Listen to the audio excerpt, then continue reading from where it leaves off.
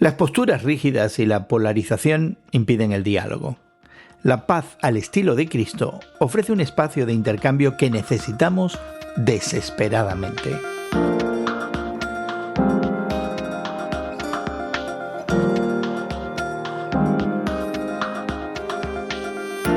Gracias por acompañarnos entre amigos, esta conversación semanal sobre la fe cristiana y el mundo contemporáneo que tenemos Guillermo Serrano, el Samazón y tu amigo Gerson García. Hoy conversamos sobre la dificultad de mantener conversaciones desde puntos de vista encontrados y cómo la espiritualidad antigua del cristianismo encontró esa intersección donde dos mundos completamente diferentes pudieran encontrarse. Pero antes te invitamos a suscribirte a nuestro podcast que encontrarás en tu plataforma de podcast favorita. Encuentra y escucha Entre Amigos con Gerson García en YouTube, en Apple o Spotify. También puedes compartir nuestra conversación en tus redes sociales y permitir a tus amigos y seguidores participar de este tiempo juntos.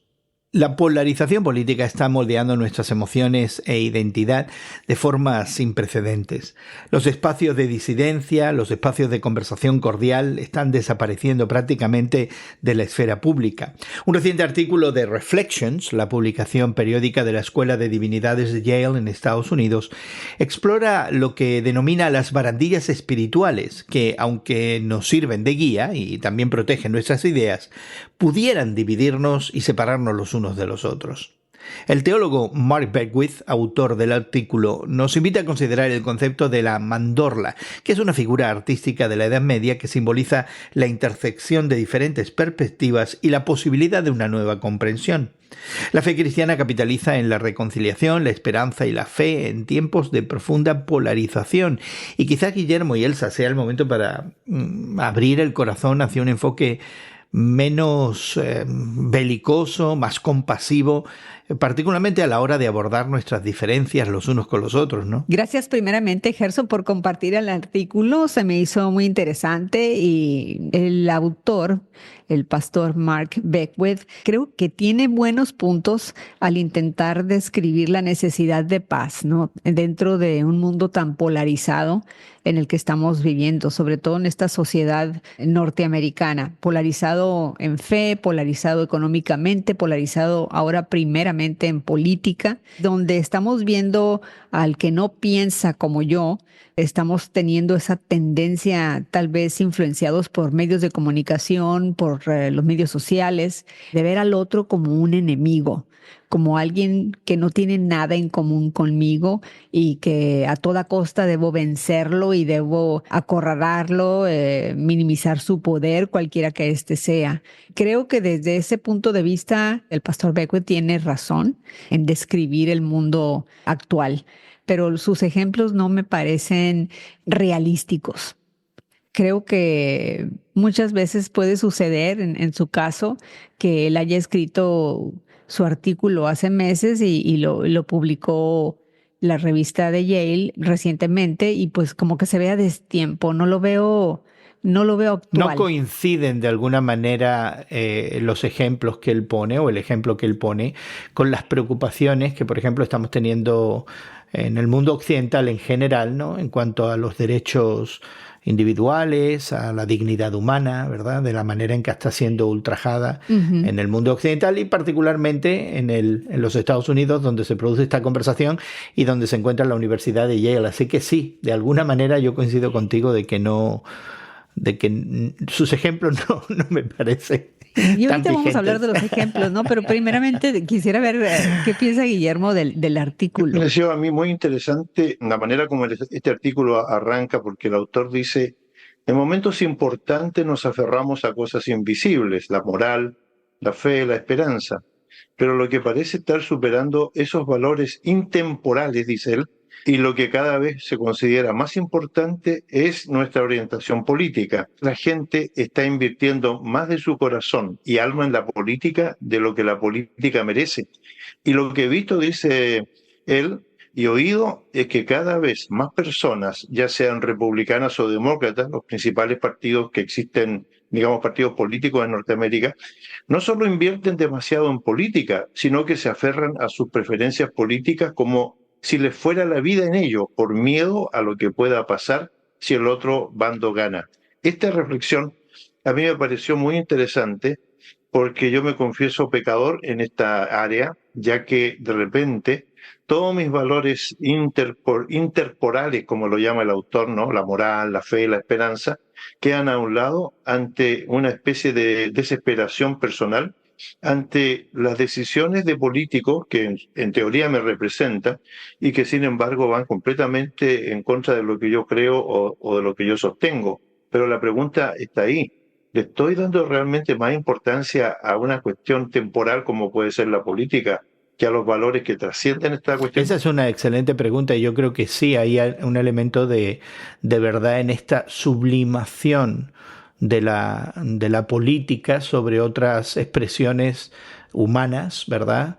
Que contribuye a esta polarización. Por otro lado, yo argumentaría que muchos de nosotros, particularmente personas de fe, quizá en nuestra conversación no parte de la política, pero parte de valores, de un ideario, en el caso de algunos de nosotros, tomados del Evangelio, tomados de la tradición cristiana, y que de pronto contrastan con posicionamientos políticos, y entonces desde nuestra fe tratamos de responder, y la cuestión entonces se vuelve también política, ¿no? Politizamos de alguna manera nuestra fe, ya sea para bien o para mal. A la hora de estar mezclando la fe con la política y la fe se politiza o la política se convierte en cuestión de fe para revalidar estas creencias o la dirección que estamos viendo que está tomando el país. Estamos hablando concretamente de nuevo de los Estados Unidos. Cada quien está justificando, ¿verdad? O le ponemos figuras bíblicas muchas veces a los líderes políticos que están llevando el país a una dirección u otra. Podemos hablar de un líder político que cierto grupo lo ve como Satanás, ¿verdad? O la ve como un demonio. Y otros líderes políticos son vistos como si fueran jueces del Antiguo Testamento, ¿verdad? Alejados de Dios de cierta manera, seres muy imperfectos, líderes en el Antiguo Testamento, y que sin embargo fueron líderes, ¿verdad?, de Israel en su tiempo, y de esa manera los líderes políticos tomando decisiones y acciones que son netamente antibíblicas Inmorales a veces. Y anticristianas, son justificados porque se les pone nombre, ¿no? Es que el líder que tenemos es de la misma manera que Sansón. Sansón fue un juez y pues tuvo muchos errores, pero Dios lo puso de líder. Entonces hay que estar del lado de Sansón, aunque Sansón esté matando a la diestra y siniestra leyes que de otra manera eran leyes que representaban valores cristianos en su razón de ser. Un antiguo profesor mío de educación cívica decía que la política es el arte de gobernar. Cuando yo escuché esta frase, estoy hablándole de hace más de 50 años atrás, lo cual les da una idea de mi edad, a mí me gustó esa frase, el arte de gobernar, porque yo creía ingenuamente que los políticos tenían un alma de bienhechores, iban a hacer altruista. Lo mejor. Sí, por el país. Miraban por el bien de la comunidad del país, sí. Por el bien común. Exactamente, hasta que llegué a la época del discernimiento político, en el cual me di cuenta de que no existen valores ni existe ningún tipo de ética en los políticos. Los políticos van a actuar de acuerdo a lo que les convenga a ellos en un momento determinado y de acuerdo también a su propia orientación en términos monetarios, en términos de economía, en términos de geopolítica y todas esas cosas que hoy día se manejan. Entonces yo creo que este artículo tiene un valor, sin embargo, que puedo ser muy crítico también como ustedes, en cuanto a que algunos ejemplos a lo mejor no tienen mucho que ver con la realidad. Sin embargo, tiene un valor este artículo en donde se nos está diciendo que nosotros estamos viviendo en una época muy, muy temporal, en donde le damos demasiado valor a cuestiones que pueden cambiar y que pueden ser realmente intrascendentes. En los Estados Unidos, por ejemplo, la teoría es que cada 4 años u 8 años, si hay una reelección, la cuestión política cambia de manos. Entonces gobiernan un tiempo los republicanos, otro tiempo los demócratas, y deshacen o tratan de rearreglar algunas cuestiones que se han hecho mal o se han hecho bien. Pero lo concreto es que a veces nosotros nos involucramos de tal manera y nos afecta en nuestra salud mental de tal manera algunas acciones que realmente el este ex político y ahora sacerdote episcopal tiene razón. Estamos dándole tanta importancia que muchas de estas cuestiones realmente nos tienen al borde de la silla, casi que estamos a punto de explotar, cuando realmente hay una cuestión en donde deberíamos mantener un equilibrio por nuestra propia salud mental. Y ahí una de las propuestas que hace el artículo, que yo creo que a mí en lo personal me pegó un poco más duro que quizás otras, es esta idea de tener barandillas espirituales. Él las llama barandillas espirituales. En algunos lugares se les conoce como pasamanos, ¿no?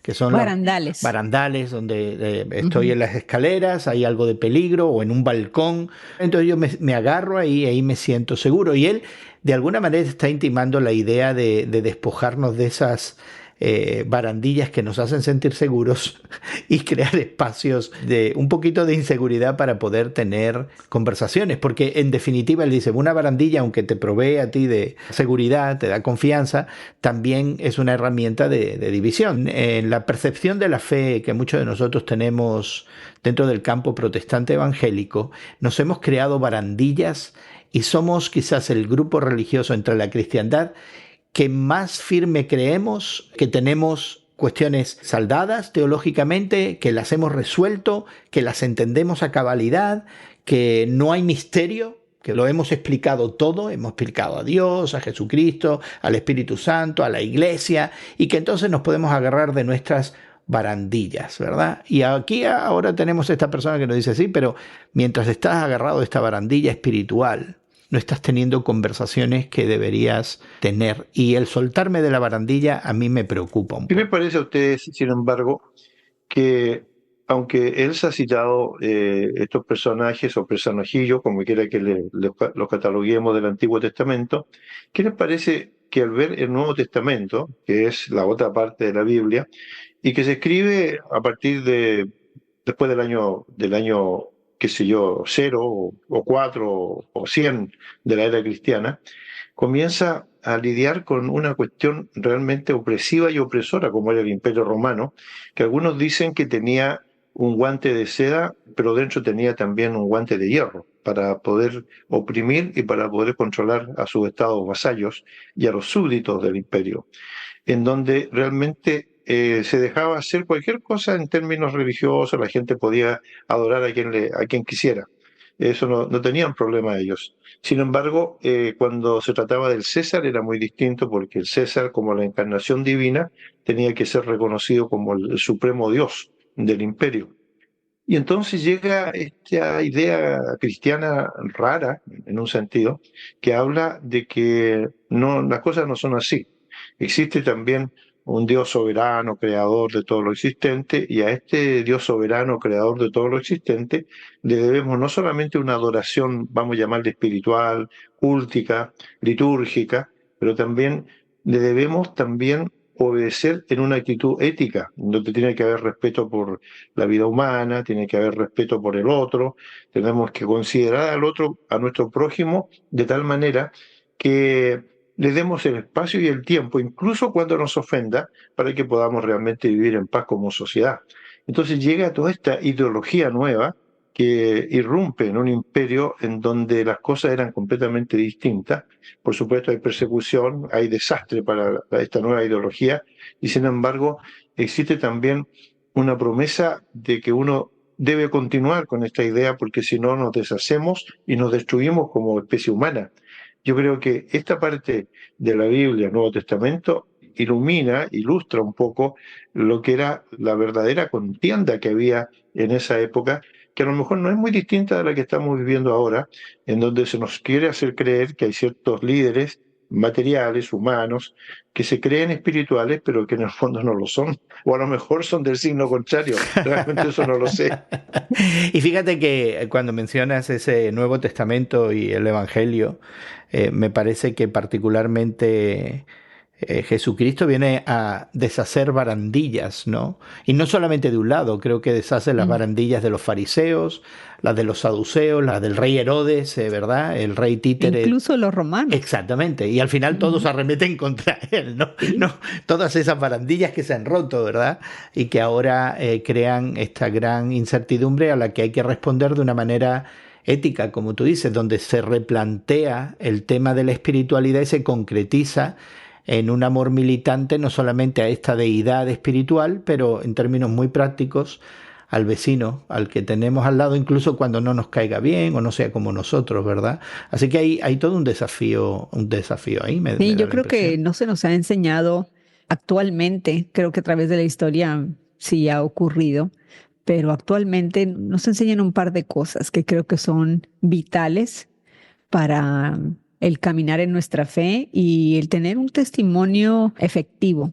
Una de ellas creo que es el discernimiento. Creo que no hay discernimiento espiritual. Creo que si viene un líder, ya sea político, ya sea religioso, con una plataforma que lo permite sobresalir de cierta manera y ciertas 2 o 3 personas con una influencia moderada empiezan a aplaudirle, entonces las masas continúan aplaudiendo y se vuelve un revolú, como has dicho tú en el pasado, Gerson, un revolú donde se crea una figura, ¿no? Ensalzada y exaltada que en realidad no debería estar donde está. Yeah. Y por ese lado creo que carecemos de discernimiento espiritual, de poder analizar realmente, comparar las escrituras con la realidad y con las cosas que las personas dicen.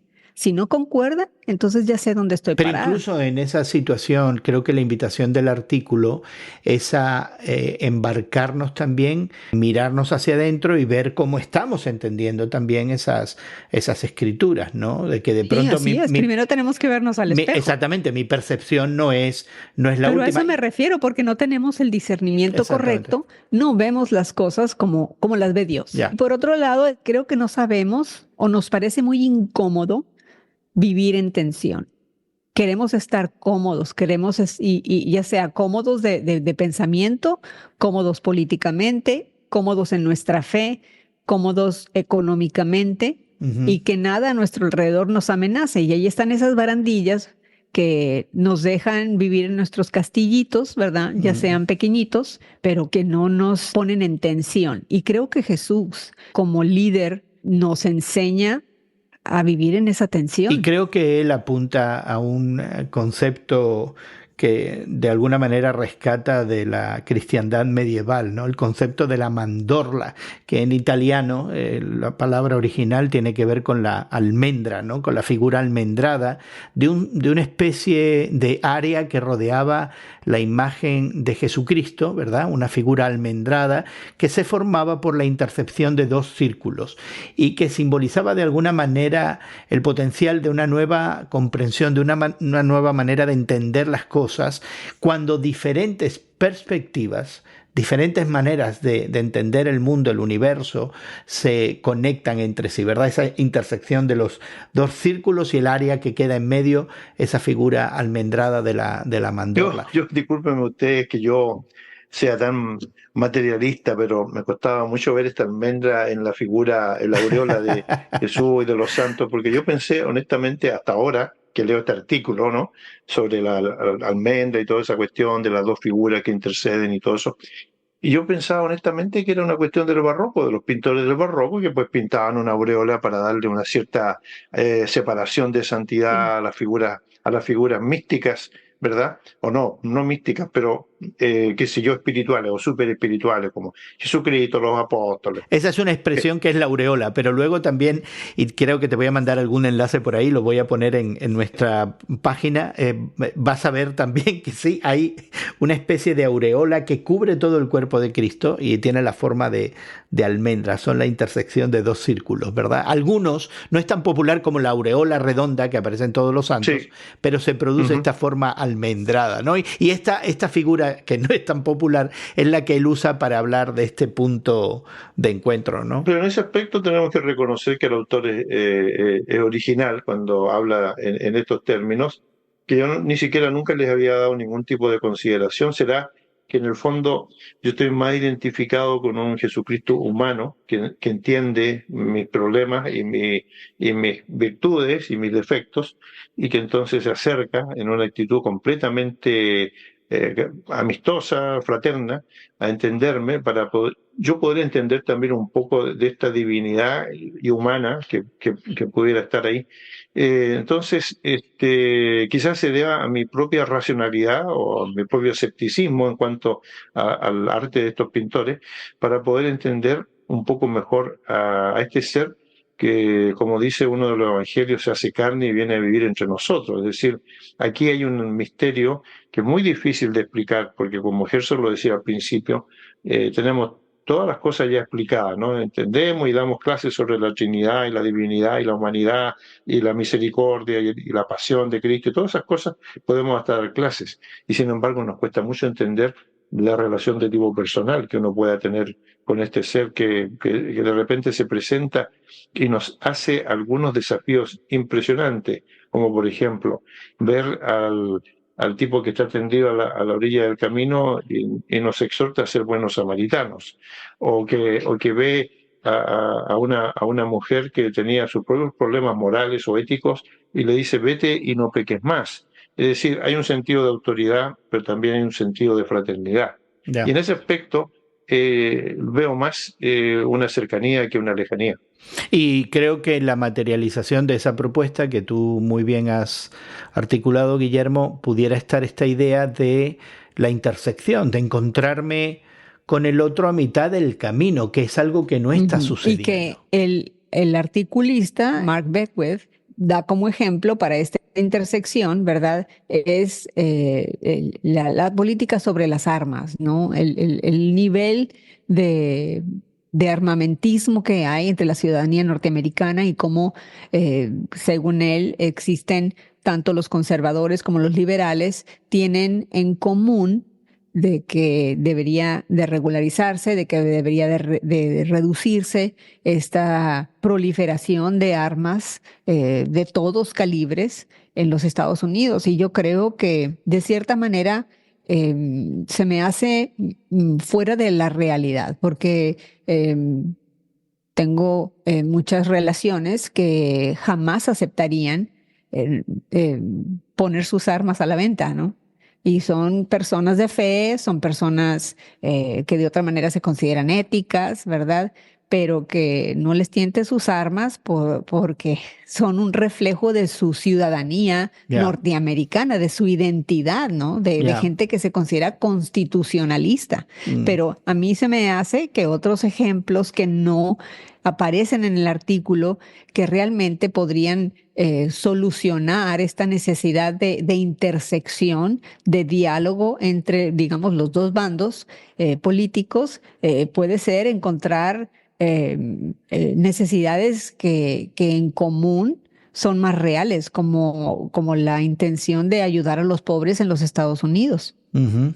Yo estaba pensando que quizás el tema armamentístico, que sí, lo encuentro limitante, habla de una realidad que sí estamos percibiendo, no solamente en los Estados Unidos, pero creo que a lo largo y ancho del planeta, y es que nuestras diferencias van a ser solucionadas a la fuerza, ¿verdad? Nuestros posicionamientos van a ser solventados con la ley de la jungla. El pez grande se come al chico y el más fuerte es el que triunfa, ¿no? Y quizás las armas son algo tangencial, pero este concepto de que no necesitamos más el diálogo, sino que yo puedo imponer la fuerza, me da la impresión de que hay algo de verdad en todo eso, ¿no? Al final de cuentas, creo que Guillermo nos invita a una reflexión de volver al Evangelio, ¿no?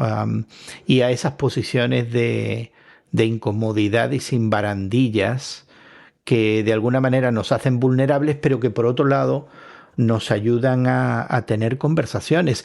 Si empezáramos por ahí, no ya el establecimiento de la paz, ¿verdad? Que es un ideal tan sublime, pero el poder tener una conversación cabal y una conversación que sea constructiva. Yo creo que la fuerza tal vez tenga soluciones aparentemente finales, pero no.